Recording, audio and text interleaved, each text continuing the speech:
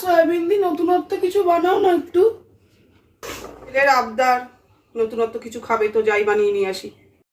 ছেলে আমার কাছে আবদার করেছে, মা নতুনত্ব কিছু করো সয়াবিন দিয়ে। তবে আজকে আমি যেটা বানাবো সেটা কিন্তু একদমই আমি এটা প্রথম রান্না করছি, আর রান্নাটা কিন্তু সম্পূর্ণ নিরামিষ। প্রথমে আমি সয়াবিনটা কিন্তু ভালো করে সেদ্ধ করে নিলাম। এরপর ঠান্ডা হয়ে গেলে আমি ভালো করে ধুয়ে নিয়েছি কয়েকবার। তারপরে জলটাকে ভালো করে চিপড়ে সয়াবিনগুলোকে মিক্সারে পেস্ট করে নিয়েছি। এবার আমি ওই পেস্টের মধ্যে দিয়ে দেবো লবণ, হলুদ, আদা বাটা আর দেবো চালের গুঁড়ো। তবে চালের গুঁড়োর বদলে কিন্তু আপনারা বেসনও দিতে পারেন। আর সবশেষে দিয়ে দিলাম একটু গরম মশলা, দিয়ে আমি সুন্দর করে মেখে নেবো। তো মাখতে মাখতে মনে হলো একটু চিনি দিলে ভালো হয়, তো সামান্য পরিমাণে একটু চিনিও দিয়ে দিলাম, দিয়ে আবার ভালো করে মেখে নিলাম। এবার সয়াবিনগুলোকে আমি মুঠার আকারে এক এক করে গড়ে নেবো। এর আগে তো কোনোদিনও করিনি, প্রথম করছি, জানি না কেমন হবে।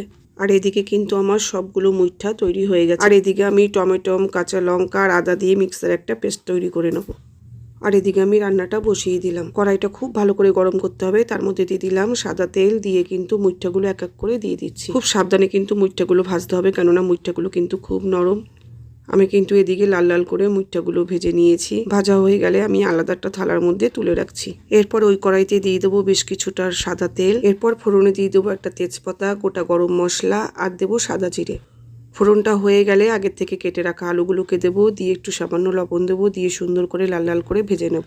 আলুটা ভাজা হয়ে গেলে দিয়ে দেবো আগের থেকে কাঁচা লঙ্কা, টমেটো আর আদার পেস্টটা, দিয়ে একটু ভালো করে কষিয়ে নেবো যতক্ষণ টমেটোমের কাঁচা গন্ধটা না যায়। এরপর দিয়ে দেবো জিরের গুঁড়ো, ধনের গুঁড়ো, হলুদ, কাশ্মীরি লঙ্কার গুঁড়ো আর সামান্য পরিমাণে চিনি। তবে ঝাল, লবণ আর মিষ্টিটা কিন্তু আপনারা আপনাদের পরিমাণ মতন দেবেন। এরপর মশলাগুলোর মধ্যে দিয়ে দেবো সামান্য জল, দিয়ে ভালো করে কষিয়ে নেবো যতক্ষণ না তেল ছাড়বে।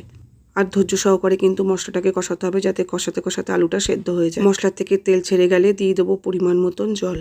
আমি কিন্তু আলুটাকে ভালো করে সেদ্ধ করে নিয়েছি। এরপরে কিন্তু আমি সয়া মুঠাগুলোকে দিয়ে দেবো। মুঠাগুলোকে ঝোলের মধ্যে দেওয়ার পর কিন্তু খুব বেশি নাড়াচাড়া করা যাবে না, তাহলে কিন্তু ভেঙে যেতে পারে। আর এদিকে কিন্তু আমার সয়া মুঠাগুলো হয়ে গেছে। নামানোর আগে দিয়ে দেবো ঘি আর দিয়ে দেবো গরম মশলা। জানি না খেতে কিরকম হবে, তবে গন্ধটা কিন্তু অসাধারণ বেরিয়েছে। আর এদিকে আমি ছেলের জন্য ভাত আর সয়া মুঠাটা বেড়ে দিচ্ছি, ও এখন খেয়ে বলবে কিরকম হয়েছে। বাবাই এই দেখ, খেয়ে দেখ সয়াবিনের মুঠটা